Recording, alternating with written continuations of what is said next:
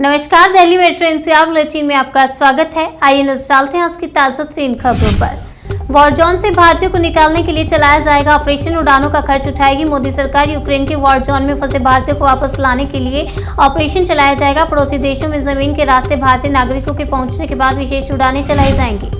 दिल्ली में हटा night curfew. 1 अप्रैल से पूरी क्षमता के साथ खुलेंगे स्कूल। मेट्रो में खड़े होकर कर सकेंगे सफर। दिल्ली में कोरोना के मामले अब काफी कम हो गए हैं। इसके मद्देनजर दिल्ली आपदा प्रबंधन प्राधिकरण ने शहर में लगी कोरोना पाबंदियों को वापस ले लिया है।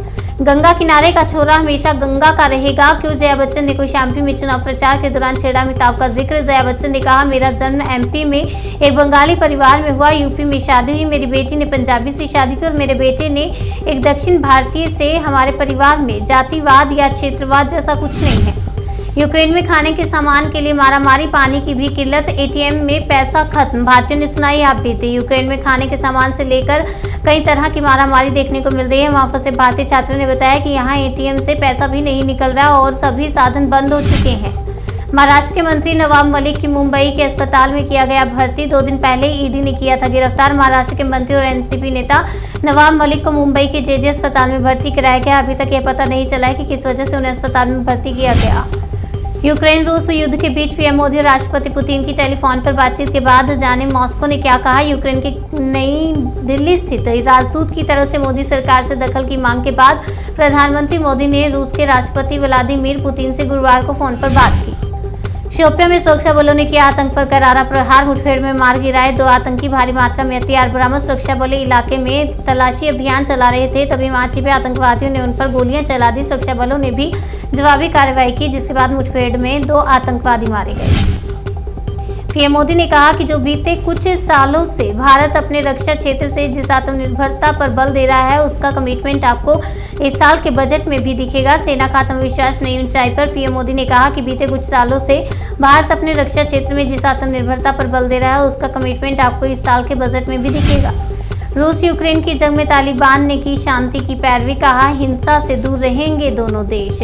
दोनों देश। आपको बता दें, दूर रहने की नसीहत दी गई है। रूस और यूक्रेन के बीच युद्ध पर दुनिया भर के तमाम देश चिंता जता रहे हैं। वहीं तालिबान ने भी यूक्रेन संकट पर बयान देते हुए कहा कि दोनों पक्षों को संयम बरतने की जरूरत है। यूक्रेन से भारतीयों को वापस लाने के लिए भेजा जाएगा विमान। सरकार देगी किराया। रूस और यूक्रेन के बीच जंग का आज दूसरा दिन है। यूक्रेन रूस से अकेले लड़ रहा है, उसे नाटो देशों का भी साथ नहीं मिला। अब देखना होगा कि यूक्रेन रूस के सामने कितने दिन टिकता है।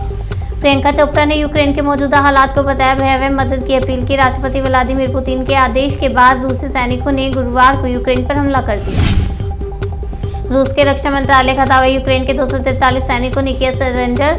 मार गिराए 5 लड़ाकू विमान, ड्रोन, हेलीकॉप्टर। रक्षा मंत्रालय ने दावा किया कि उन्होंने यूक्रेन के 118 मिलिट्री इंफ्रास्ट्रक्चर को भी ध्वस्त कर दिया, जिसमें 11 military airfield, 13 command and communication centre और आपको बता दें 36 रडार स्टेशन शामिल है। दिल्ली में study in India diplomatic conclave का हुआ आयोजन। 20 देशों के राजनयिक हुए शामिल। भारत के इस कॉन्क्लेव का मकसद दुनिया के दूसरे देशों के शिक्षा प्रणालियों के बीच बातचीत के माध्यम से सर्वोत्तम शैक्षणिक और अनुसंधान प्रथाओं के मेलजोल को बढ़ावा देना है। अमित शाह का दावा, भाजपा 300 पार। जनता से बोले, दिवाली और होली पर योगी सरकार देगी मुफ्त सिलेंडर। अमित शाह ने दावा किया कि कोरोना काल के दौरान देश में 80 करोड़, उत्तर प्रदेश में 15 करोड़ लोगों को 2 साल तक प्रति व्यक्ति 5 किलो अनाज प्रति माह मुफ्त देने का काम नरेंद्र मोदी ने किया।